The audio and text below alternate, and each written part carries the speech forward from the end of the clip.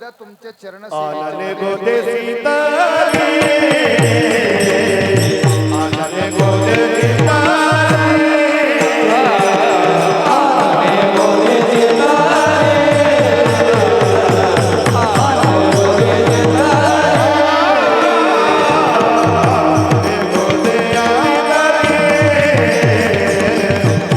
आनने गोदे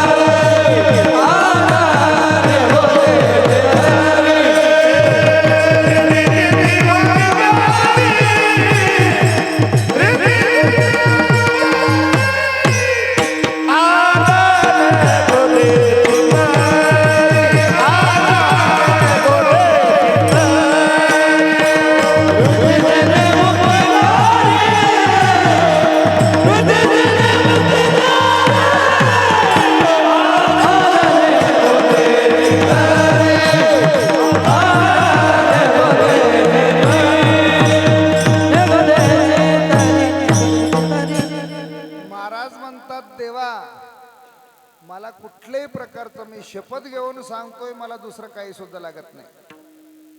तुम्ही रिद्धी सिद्धी देतो म्हणत असाल तरी तुमच्या चरणसेवेच्या पुढे ते फिका आहे. आता रिद्धी सिद्धी म्हणजेच काय महाराज?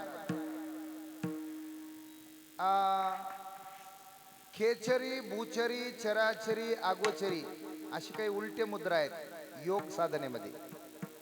असे उलटे मुद्रा लावून हठयोगाचं साधन केलं की रिद्धी सिद्धी प्राप्त होतंय म्हणे. पण ते रिद्धी सिद्धी म्हणजे काय आमचे गुरुजी सांगायचे. एखादं लेकरू जास्तच रडायला लागलेलं आहे आणि आई कामात गुंतलेले, बाकीच्या कामात म्हणण्यापेक्षा पीठ चुरण्यात आई गुंतलेले आहे. पीठ चुरण्यासाठी दोन्ही हात गुंतलेले असतात. आता ते लेकरू रडायला लागले कशासाठी हे आईला माहित आहे. लेकराला भूक लागल्यामुळे लेकरू रडायला लागले आणि लेकराला दूध पाजवावं लागतं हे ते आईला माहित आहे. तरी पण आईच्या पिठात हात गुंतल्यामुळे आई काय करते, त्या लेकराच्या समोर एक खेळणं आणून आपटी ती आहे का नाही. आणि ते लेकरू ते कुळकुळा असो खेळणं असो ते हातात घेऊन काय करते, वाजवीत वाजवीत आपलं पोटाला लागलेले जे भूक आहे त्या भूकावर त्याचा विसर पडतो. मग पुन्हा नंतर हात वगैरे धुवून आणून आई दूध पाजविते, ते पुण्याचा विषय झाला.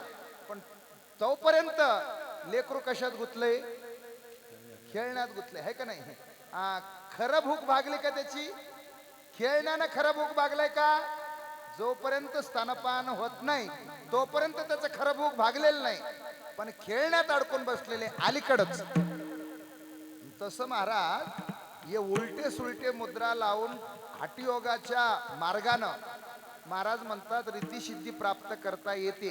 पण रिद्धी सिद्धी म्हणजे असंच एका प्रकारचं देवानं आपल्या समोर टाकलेले खेळणं होय. रिद्धी सिद्धी म्हणजे काय, देवानं आपल्या समोर टाकलेले एका प्रकारचं खेळणं होय.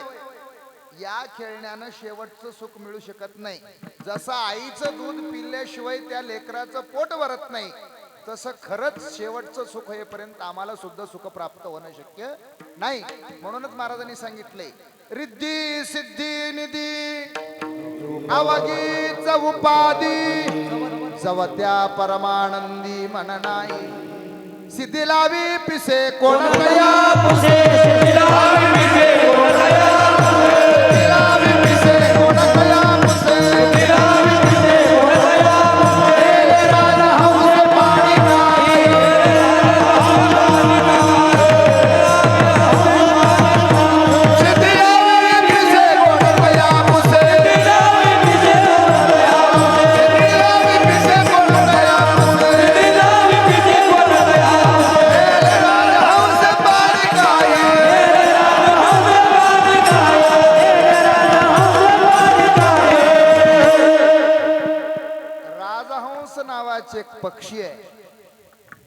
ते पक्ष्याच्या समोर आपण दूध आणि पाणी दोन्ही मिश्रण करून जर ठेवलं,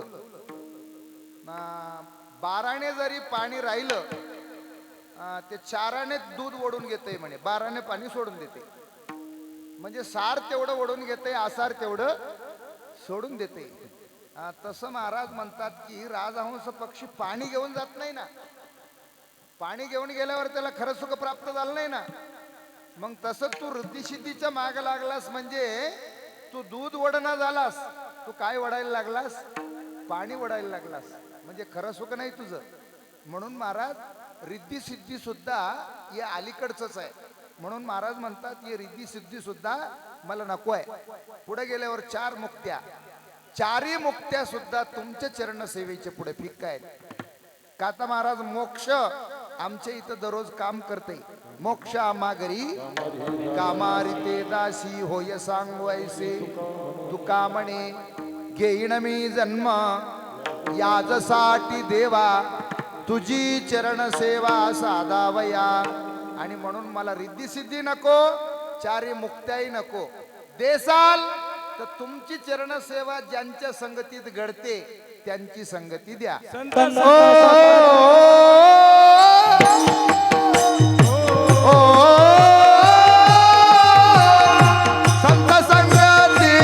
सर्व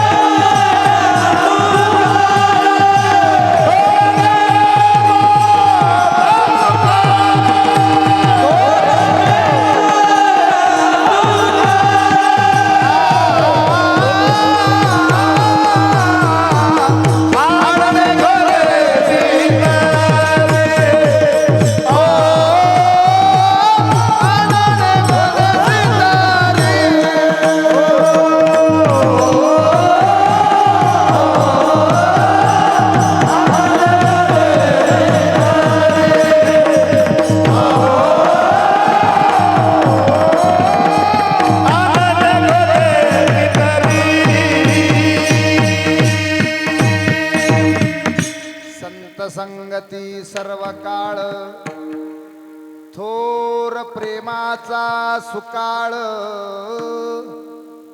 संताची गावी प्रेमाचा सुकाळ. प्रेमाचा सुकाळ फक्त संताच्याच गावी आहे महाराज. आणि परमार्थातलं प्रेम वेगळं आणि व्यवहारातलं प्रेम वेगळं. व्यवहारातलं प्रेम काही वेळापुरतं असतंय, आहे का नाही. आणि पुढं पुढं सरकत जाणारं प्रेम असतंय ते प्रपंचातलं. आणि टिकून राहणारं ते प्रेम परमार्थातलं आहे. तुम्ही जेवढं प्रेम तुमच्या मुलावर करायला लागले तेवढंच प्रेम ते मुलगा त्याच्या मुलावर करतय, ते तुमच्यावर नाही, आहे का नाही. तुम्ही जेवढं त्या मुलावर प्रेम करायला लागले ते तेवढंच प्रेम त्याच्या मुलावर करतय. लक्षात आलं म्हणून समर्पक दृष्टांत सांगून जातो महाराज. भजन करा विठ्ठल.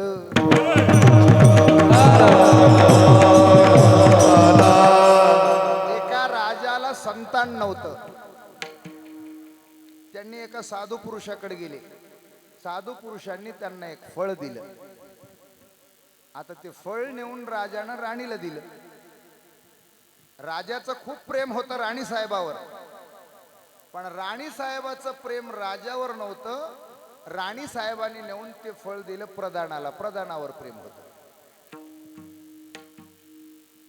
प्रधानावर राणी साहेबाचं प्रेम होतं, पण प्रधानाचं प्रेम राणी साहेबावर नव्हतं. प्रधानाचं प्रेम दाशीवर होतं. त्यानं फळ नेऊन दाशीला दिलं. प्रधानाचं प्रेम खूप दाशीवर होतं, पण दाशीचं प्रेम प्रधानावर नव्हतं. दाशीचं प्रेम राजावर होतं. की 8 दिवसाच्या नंतर फिरत फिरत फिरत बारुळ मार्ग, कवटा मार्ग मंगनाळीला आलं. ते आता ते सफरचंदाला स्टिकर लावून आले. राजानं पाहिलं. राजा म्हणला असल्या स्टिकरचं सफरचंद माझ्याकडूनच गेलंय. म्हणलं हे वापस आलंय माझ्याकडे कस काय. त्याची चौकशी लावल्यावर राजाच्या लक्षात आलं. अर म्हणला एका ठिकाणी टिकून राहणारा प्रेम न होगड्या. म्हणला हे पुढे पुढे सरकत जाणारा प्रेम आहे. व्यवहारातलं प्रेम पुढे पुढे सरकत जाणार आहे. आणि परमार्थातलं जे प्रेम आहे ते एका ठिकाणी टिकून राहणार प्रेम आहे. म्हणूनच महाराजांनी सांगितले माझ्या विठोबाचा कैसा प्रेम.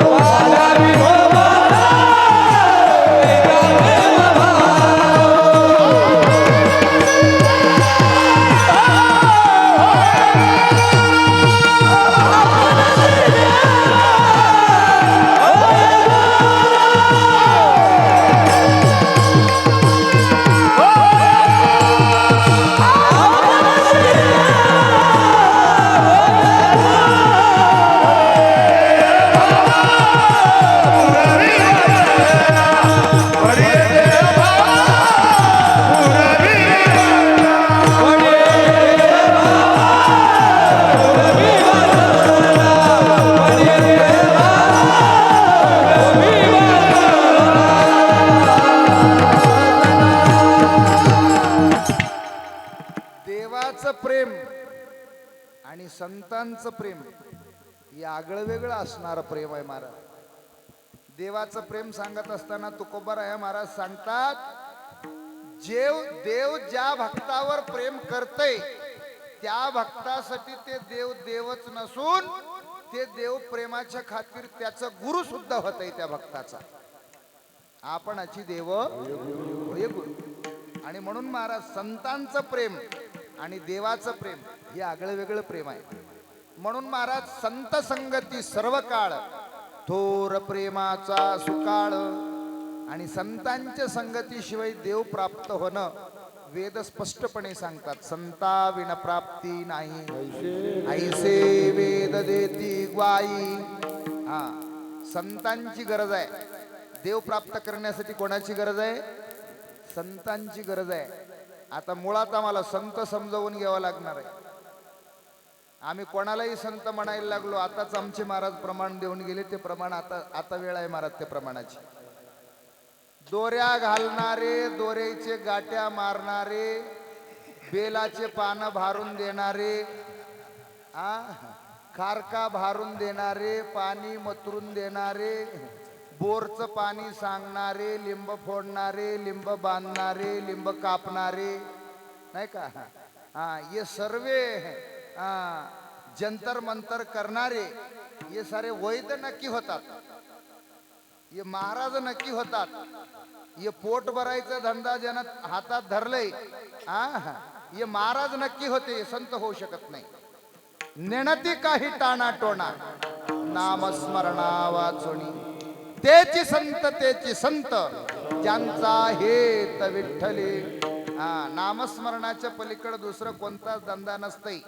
अर्ध कीर्तन होऊ देणे आणि अर्ध कीर्तनात सांगणे, आमच्या इथं गोशाळा आहे, आमच्या इथं अनाथ शाळा आहे, आमच्या इथं लेकरं शिकतेत आणि त्याच्यासाठी काही दिलं असलं तर बरं होतं. नाहीतर आमच्या गाडीमध्ये कॅलेंडर राहतं, आमच्या गाडीमध्ये पुस्तकं राहतं. हे सारे जोडधंदे महाराज लोकांचे होते, हे संतांचे नव्हतं. पोट भरण्यासाठी निघालेले महाराज आणि जग सुधारण्यासाठी निघालेले संत. या बुडालेल्या जगाची कळवळा संतांना आहे, महाराजाला नाही. बुडते हे जण नदी खवी डोळा येतो कळा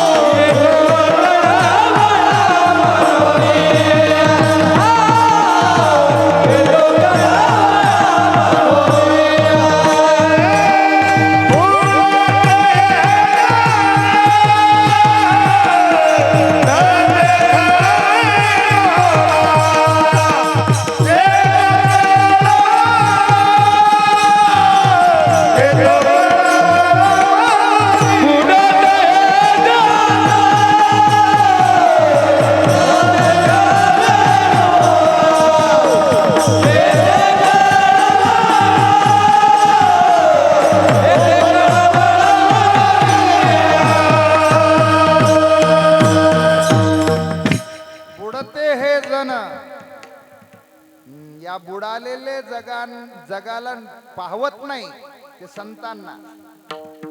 आणि स्वतःच घर बुडालेले पाहवत नाही ते महाराजाला. महाराजात आणि संतात एवढा मोठा फरक आहे. एका घराचा विचार करणारे महाराज आणि एकट्याचा विचार करणारे महाराज आणि आपल्याच लेकर बाळाचा विचार करणारे महाराज संत होऊ शकत नाही. संत ते होतात जाळोन या संसार बैसलो अंगणी, संसाराच्या नावे घालून या शून्य वाढता हा पुण्य धर्म केला. जे केलं तेच होतंय महाराज, बाकी काही होऊ शकत नाही. आपण महाराज एका अभंगामध्ये खूप सुंदर सांगतात, कीर्तन करीशी तरी कीर्तनकाराची होशी, परी वैष्णवन होशी अरे जना. गायन करीशी तरी गुणीजन होशी, गायन करीशी तरी गुणीजन होशी, परी वैष्णवन होशी अरे जना. पुराण वाचविशी तरी पौराणिक होशी, परी वैष्णवन होशी अरे जना. पुढे पुढे खूप मोठा अभंग आहे, आपल्याकडे वेळ शिल्लक नाही पुरा अभंग सांगायला. आणि म्हणून महाराज आपण जे केलं तेच होतो. आणि हे अंतरंग जोपर्यंत आमचं कसं होत नाही, महाराज एका ठिकाणी प्रमाण सांगतात, न करी रे संग राही रे निच्चळ, लागो ने दिमळ ममतेचा, या नावे अद्वैत खरे ब्रह्मज्ञान, अनुभवा वाचून बडबडते. हे संतांचं काम आहे. मग संत जगात असतात कसं, संतांना ओळखावं कसं, तर महाराज सांगतात, संतनवती जगा माणसाच्या सारखी, समुद्र नदी नोये पैगा, पाषाण म्हणून लिंगा, संतनवती जगा माणसाच्या सारखी. एकनाथ महाराज भागवतामध्ये खूप सुंदर सांगतात महाराज संताबद्दल.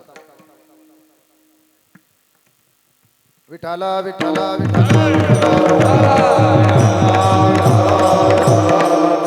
व्याघ्र सिंहाचे दूध जोडे, चंद्रामृत हाताचडे, परी हरिप्रियाची भेटीना तुडे, दुर्लभ गाडे मनुष्या हरिप्रिय. हरिप्रिय हरिभक्त नाही, तुम्ही आम्ही सर्व कोण आहोत, हरिभक्त.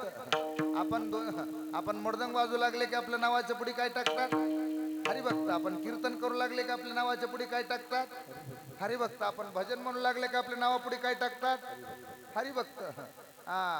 आणखीनही पुढे जाऊन सांगतो, कीर्तन करणाऱ्याचंही नावाच्या पुढे हबपच आहे आणि भारुड म्हणणाऱ्याचंही नावाच्या पुढे हबपच आहे का नाही.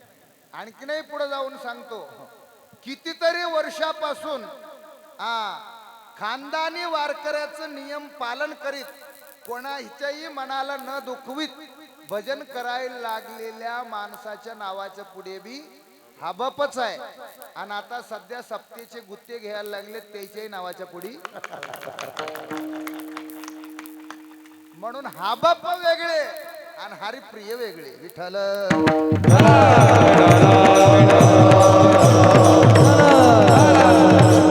महाराज म्हणतात आम्हाला हबपाची गरज नाही, हरिप्रियाची गरज आहे. देवाला आवडणाऱ्याची गरज आहे. आणि त्या देवाला आवडणाऱ्याची जास्त वेळ संगती देऊ नको देवा. अर्धा क्षण गडता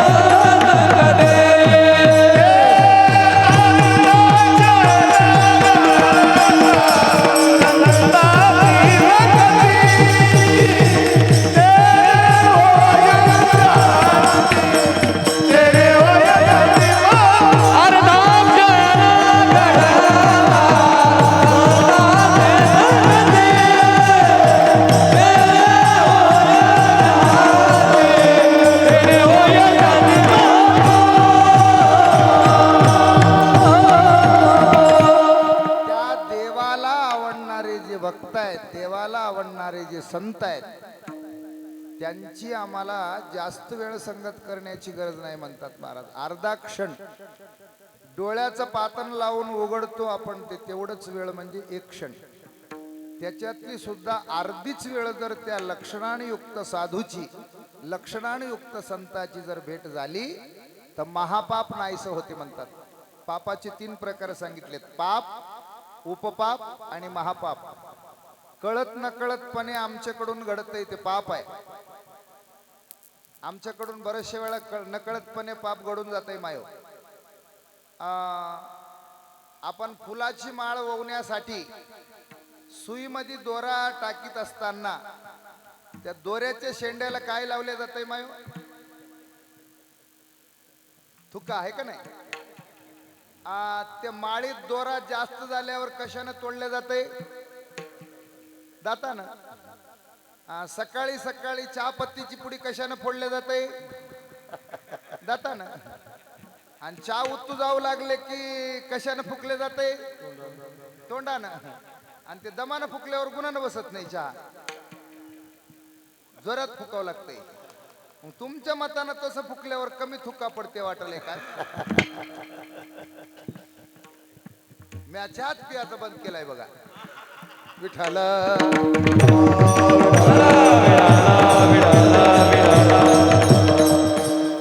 पुण्य करिता होय पाप. कळत नकळतपणे आपल्याकडून उलट पाप घडतंय. तशी चहा जर आपण पतीला पाजवली ते उष्ट चहा पाजवल्यासारखं झालं की नाही? पापच आहे. न जाणूपणे एखाद्या साधूला नेऊन पाजवलं, केवढं मोठं पाप आहे उष्ट चहा पाजवलं. आणि ह्या गोष्टी नकळतपणे आपल्याकडून घडून जातात. अशा बरेच काही लोक देवळात येऊन, आता मी देवळात राहतो म्हणून मला माहित आहे, उदबत्तीची पुडी हाताने फोडणं गेल्यावर दातानं फोडतात. उदबत्तीची सुद्धा पुडी दातानं फोडतात माणसं. आणि म्हणून ह्याला कळत न कळतपणे झालेलं पाप म्हणा. पुढे गेल्यावर कळून सुद्धा करणे उपपाप आहे. मी माळकरी आहे, मी महाराज आहे, मी जबाबदार माणूस आहे हे समजून सुद्धा, याची जाणीव असून सुद्धा आता आपण अंधारात करायला लागलो. आपल्याला कोण बघायलंय म्हणून केलेले जे कर्म असतात, कळून सुद्धा याला उपपापाचे लक्षण म्हणल्यात. पुढे जाऊन महापाप, स्त्री हत्या, गोहत्या, बाळ हत्या, ब्राह्मण केवढंही मोठा हत्या झालेली असेल त्याला महापाप म्हणलेले आहे. महाराज म्हणतात असं लक्षणाने युक्त साधूची अर्धा क्षण जर संगती झाली तर महापाप नाहीसं होते. म्हणून मला देवा दुसरं काही देऊ नका. संत संगती सर्व काळ, थोर प्रेमाचा सुकाळ, आण निघो देसी तरी, रिद्धी सिद्धी मुक्ती चारी, विठोबार कुमारी. आणि खालून नाव फुटलं आणि मधात पाणी येऊ लागलं. पाणी येता येता त्या नावड्यानं विचारलं, का हो म्हणला महाराज, मला हरिपाठ येईना, काकडा येईना, माझा जन्म वाया गेलं. डॉक्टरला म्हणला, डॉक्टर साहेब मला गोळ्या जमनात, माझा जन्म वाया गेला. वकिलाला म्हणला, वकील साहेब मला कायदा वगैरे समजत नाही, माझा जन्म वाया गेला. शेतकऱ्याला सांगितलं, मामा मला नांगरायला वकरायला जमत नाही, म्हणला पेरायला जमत नाही, माझा जन्म वाया गेला. तुम्हाला सर्वेला आता पोवायला येते काय म्हणला? तुम्हाला सर नाव फुटलंय म्हणला खालून आणि पाणी यायला लागलंय म्हणला, पोवायला येते काय म्हणलं तुम्हाला आता? ते म्हणले, आम्हाला पोवायला येत नाही. माझा जन्म वाया जाते की नाही ते पुढचं राहिलं म्हणला, पण आता तुम्हाला पोवायला येत नसल्यामुळं तुमचं जन्म नक्की वाया जाते बघा म्हणला. नाही तरी जन्म गेला वाया, नाही तरी गेला जन्म वाया, नाही तरी गेला जन्म वाया. सांगतो तुमचे भजन विठ्ठला, नाही तरी गेला जन्म वाया, नाही तरी गेला जन्म वाया. हे सांगतो तुमचे भजन विठ्ठला, नाही तरी गेला जन्म वाया, नाही तरी गेला जन्म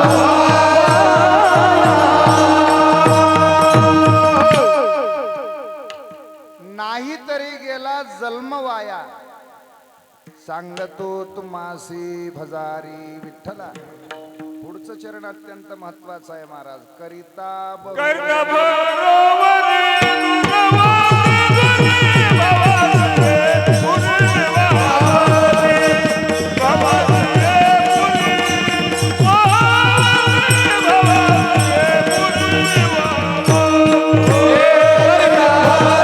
बाबाचे पुरी वाहते, बाबाचे पुरी वाहते.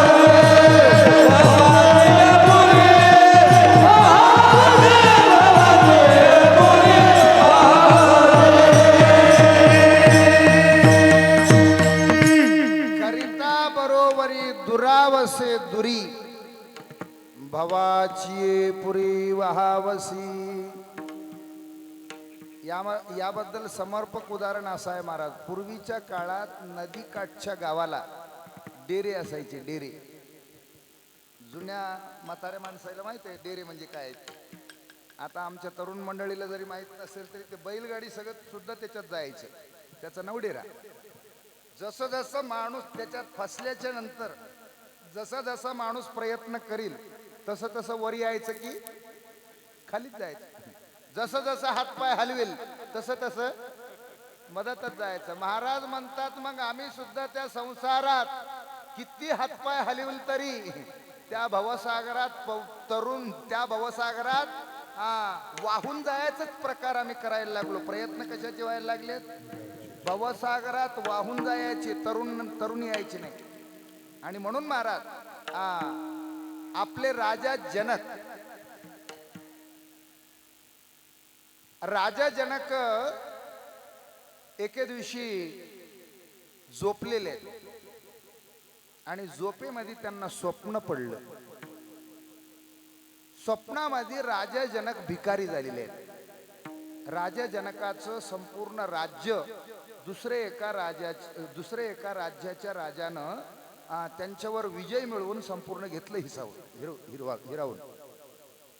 राजा जनकाजवळ खाण्याची सुद्धा तयारी नाही आणि राजा जनकाच्या अंगावरचे कपडे सुद्धा बरोबर नाहीत. एक सर्व कशात व्हायला लागले? स्वप्नात व्हायला लागले. आणि राजा जनक तर पलंगावर झोपलेले आहेत आणि ते पलंग काय लाकडाचा नाही, सोन्याचं पलंग आहे.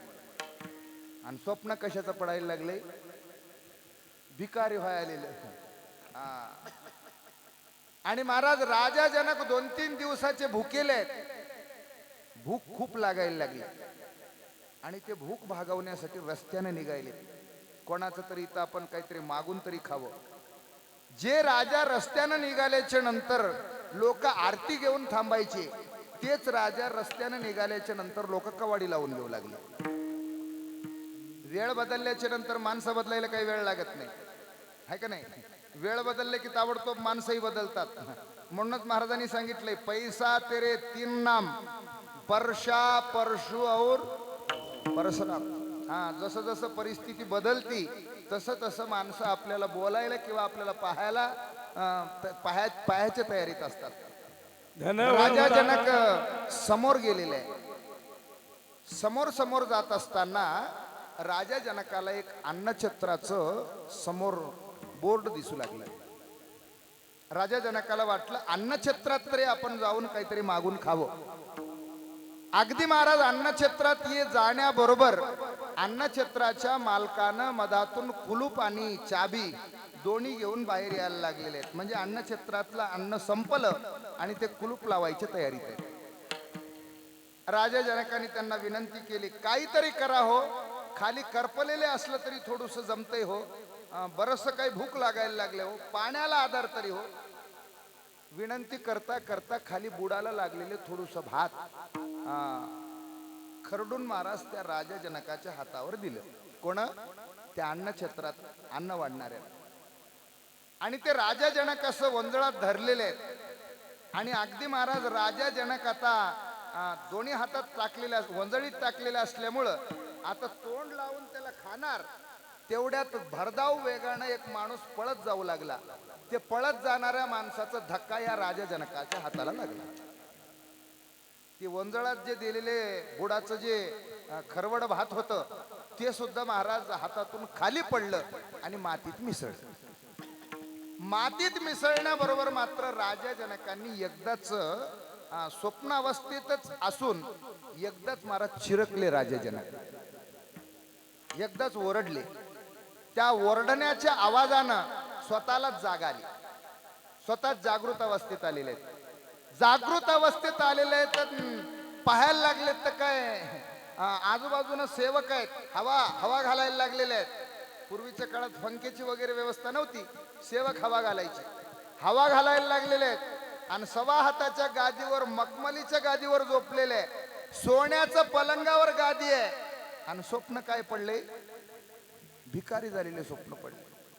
विचार करायला लागलेत महाराज, मी स्वप्नात भिकारी झालो ते खरं का मी आता सोन्याच्या पलंगावर बसलो हे खरं? डोक्यात फॅडच बसला महाराज राजा जनकाच्या. आलेले माणसाला विचारायचे, राजा जनक हे खरं की ते खरं?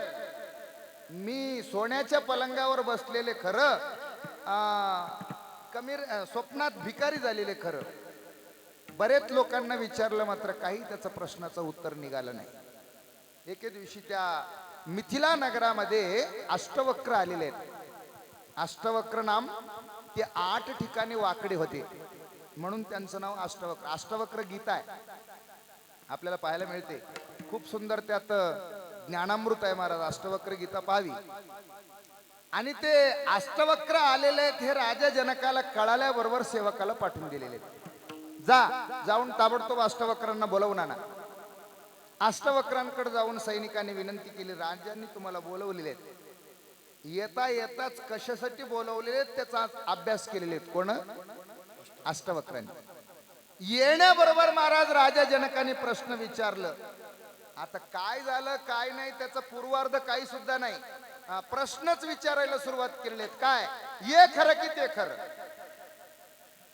प्रश्न काय? ये खरं की ते खरं? हा, राजा जनकाने विचारल्याबरोबर अष्टवक्रांनी सुद्धा एक क्षणभर सुद्धा लागू दिलं नाही महाराज. ताबडतोब प्रश्नाचं उत्तर दिलं. तुम्ही स्वप्नामध्ये जे भिकारी झालात ते फक्त 100% खोटं. तुम्ही जे स्वप्नामध्ये भिकारी झालात म्हणजे स्वप्नात माणूस श्रीमंत झाला म्हणजे श्रीमंत होत नाही. माणूस स्वप्नात भिकारी झाला म्हणजे भिकारी होत नाही, आहे का नाही? म्हणून स्वप्नात तुम्ही भिकारी जे झालात ते फक्त 100% खोटं. आणि आता जे तुम्ही सोन्याच्या पलंगावर बसलात हे 101% खोटं. म्हणूनच महाराजांनी सांगितले विषयाचे समसुख बेगडाची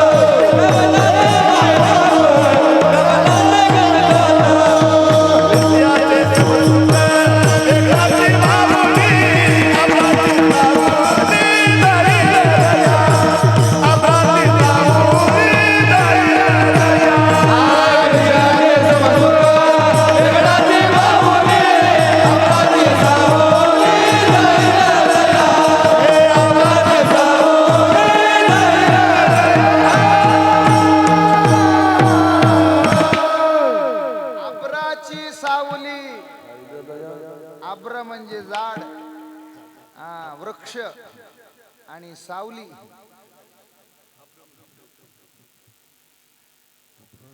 विठ्ठल विठ्ठल विठ्ठल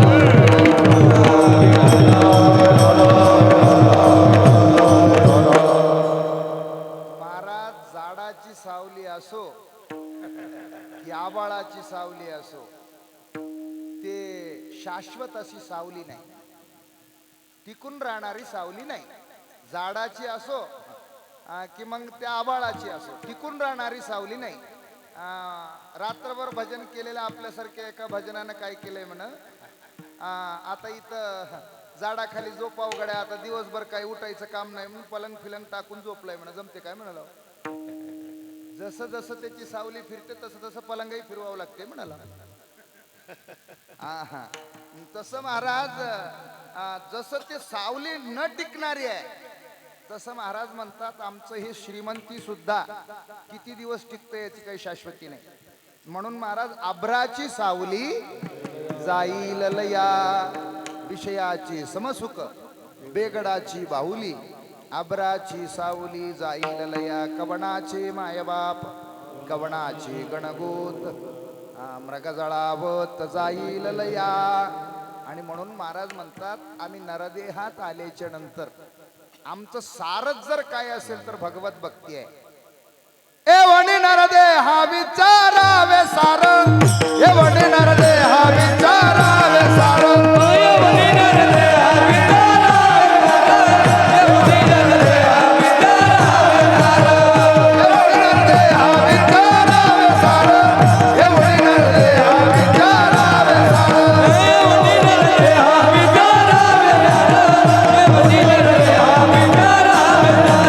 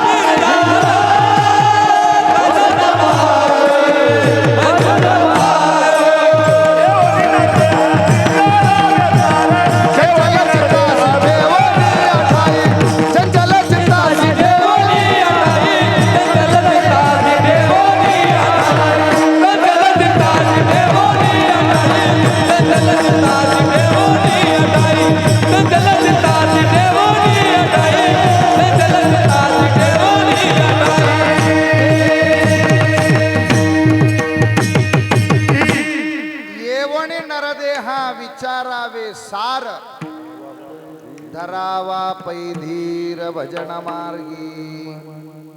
नरदेहात येऊन महाराज आपल्याला पापण पुण्याचा विचार करता येते, चांगलं आणि वाईट समजतंय, सार आणि असाराचं चिंतन करता येते. म्हणून महाराज म्हणतात नरदेहात आल्याच्या नंतर आमचं सारच जर काय असेल नरदेहाचं तर ते भजन आहे. फरकत तो संसार इथे सार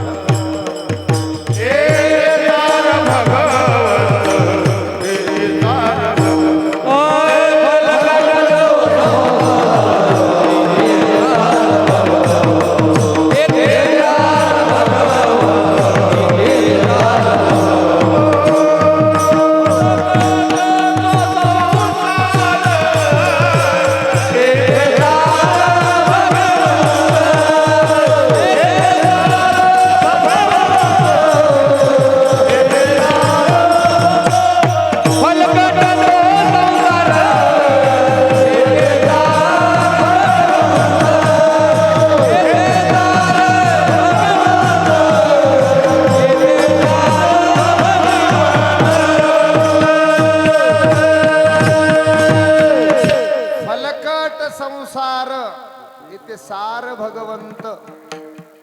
आणखीन एका ठिकाणी भगवान गोपाल कृष्णाच्या सान्निध्यात असणारे गोपाळ देवाला सांगतात, देवा तुझ्या सान्निध्यात आल्यावर आम्हाला खरंच सुख प्राप्त झाले.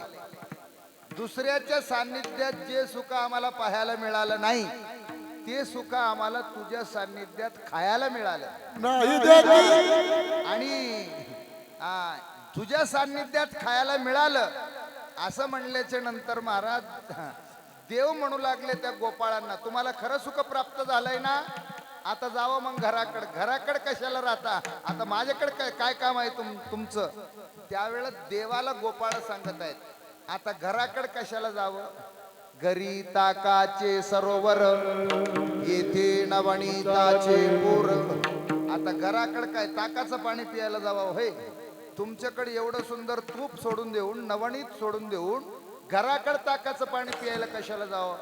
महाराजांनी सांगितले फलकट संसार इथे सार भगवंत, मंथोणी नवनीत तैसे गे अनंता, वाया व्यर्थ कथा सांडी मार्ग, लटिका व्यवहार सर्व संसार, वाया यरदार हरिविण. आणखीन एका ठिकाणी महाराज सांगतात, सार सार सार विठोबा नाम तुझे सार, सार सार सार विठोबा नाम तुझे सार, सार सार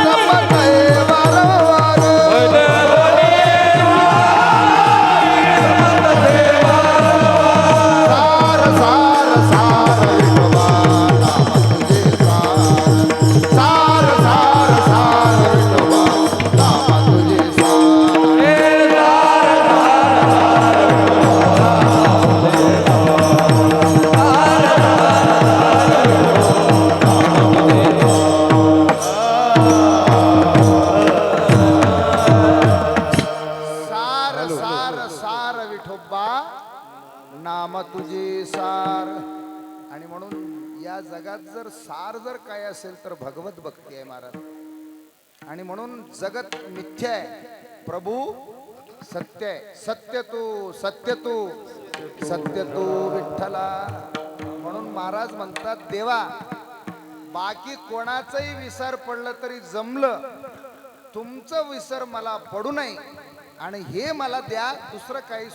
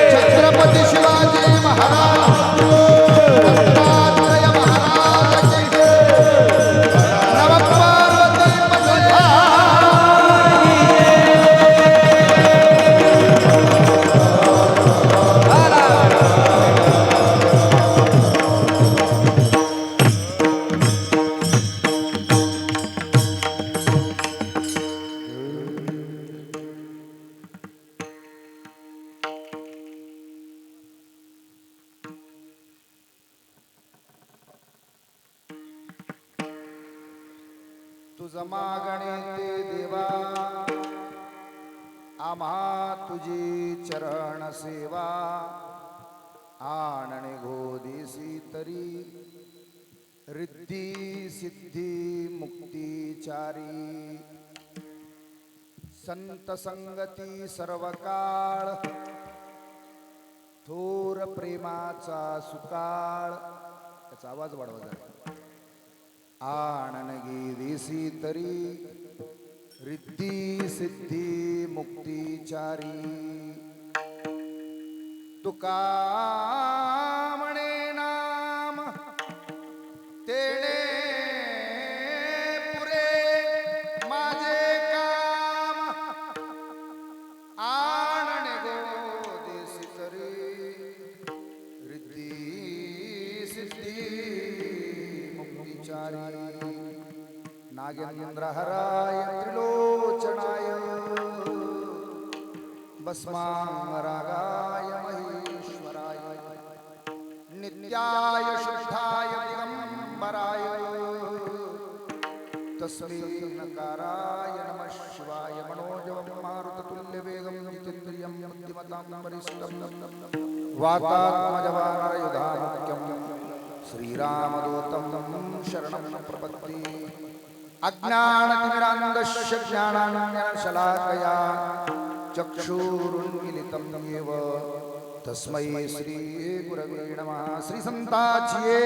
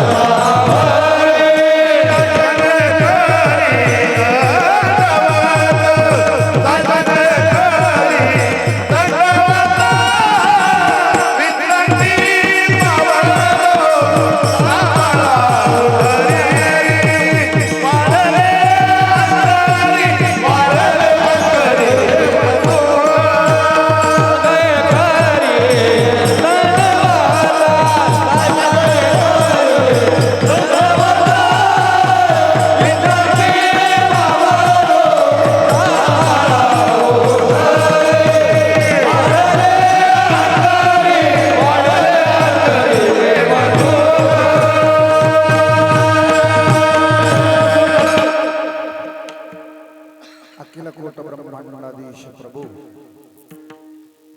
पंढरीश परमात्मा आणि थोर साधू महात्म्यांच्या कृपाप्रसादाने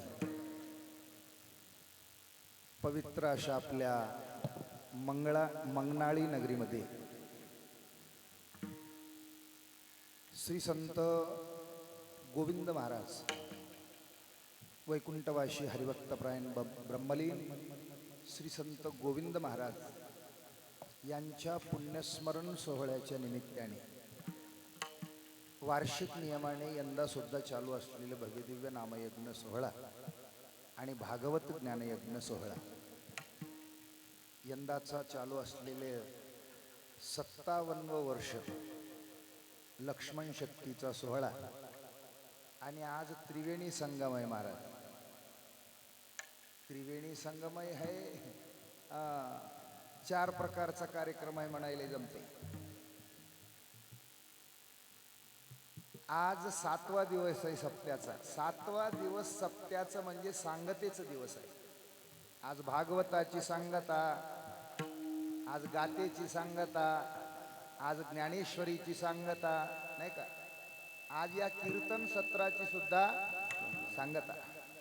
एक आणि दुसरा विषय महत्वाचा म्हणजे सप्ताहाची तर सांगता आहे. छत्रपती शिवाजी महाराजांची या ठिकाणी आज जयंती आहे. हिंदवी स्वराज्याचे संस्थापक, ज्यांच्यामुळं आज आपण खुलेआम असं कीर्तन करायला लागलो. जे राजे होऊन गेले म्हणून, ज्या राजाच्या पुण्याईमुळं, ज्या राजाच्या पराक्रमामुळं आम्ही या ठिकाणी आज खुलेआम कीर्तन करायला लागलो, अशा ती हिंदवी स्वराज्याचे संस्थापक छत्रपती शिवाजी महाराजांची आज जयंती आहे, जन्मोत्सव आहे. भारताचे पहिले नागरिक कोण महाराज? राष्ट्रपती. राष्ट्रपती हे भारताचे पहिले नागरिक आहेत. राष्ट्रपती हे भारताचे पहिले नागरिक जरी राष्ट्रपती असले, ते या समंद विश्वाचे जर पहिले नागरिक जर कोण असतील तर ते छत्रपती आहेत महाराज. आणि एकमेव असे राजे होऊन गेले की ज्या राजाच्या चरित्रेमध्ये कुठेही आपल्याला हिंसा केलेले पाहायला मिळत नाही. बरेचसे काही राजाच्या चरित्रामध्ये राजा शिकारीला गेले, सैन्य सोबत होतं, सैन्याला तहान लागलं म्हणून ते सैन्य पाणी हुडकत हुडकत गेलं, नाही का? असं चरित्र राजाच्या चरित्रात पाहायला मिळत नाही. एक आणि धर्म ज्याच्यानं भ्रष्ट होतंय महाराज, ते म्हणजे अत्यंत महत्वाची गोष्ट म्हणजे परस्त्री गमन आहे. बाकी कशानं धर्मभ्रष्ट होतंय की नाही मला सांगता येत नाही, पण अत्यंत मलिनत्व येण्याचं जर काम कोणतं असेल तर परस्त्रीकडे आपण वाईट नजरेनं पाहणे. आणि बरेच काही राजाच्या चरित्रेमध्ये